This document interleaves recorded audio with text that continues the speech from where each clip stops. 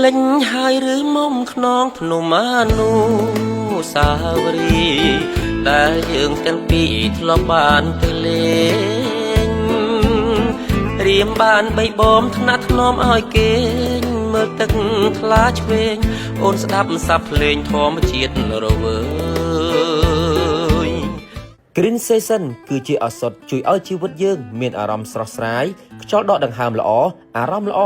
ហើយកម្ពុជាយើងគឺមានតំបន់បៃតងស្អាតៗជាច្រើនដែលអាចឲ្យយើងទៅកម្សាន្តនិងជួយផ្សព្វផ្សាយទាំងអស់គ្នាក្រោមពាក្យស្លោកបុគ្គលម្នាក់ផ្សាយទេសចរកម្ពុជាម្នាក់ថ្ងៃនេះផងដែរក្រោមអធិបតីភាពអាដាមហ៊ូតហាក់រដ្ឋមន្ត្រីក្រសួងទេសចរបានធ្វើការប្រជុំជាមួយក្រុមការងារក៏ដូចជាថ្នាក់ដឹកនាំដែលមកពីសមាគមផ្សេងៗទៀតនិងអ្នកបង្កើតមាតិកាជាច្រើនរូបដើម្បីជំរុញផ្សព្វផ្សាយយុទ្ធនាការទេសចររដូវកាលបៃតងតាមរយៈវីដេអូនេះខ្ញុំបាទក៏សូមសំណូមពរដល់បងប្អូនប្រជាពលរដ្ឋខ្មែរទាំងអស់ជាពិសេសអ្នកដែលបង្កើតមាតិកាល្បីៗក្នុងប្រទេសកម្ពុជាចូលរួមទាំងអស់គ្នាក្នុងការផ្សព្វផ្សាយដើម្បីភ្ញៀវជាតិនិងអន្តរជាតិបានឃើញនិងមកកម្សាន្តក្នុងតំបន់ទេសចរបៃតងរបស់យើងក្រោមប្រធានបទទាំងអស់គ្នាដើម្បីទេសចរដើម្បីទាំងអស់គ្នាក្នុងភ្នំអនុសាវរីយ៍លំអងនៅភារយលើបុស្បា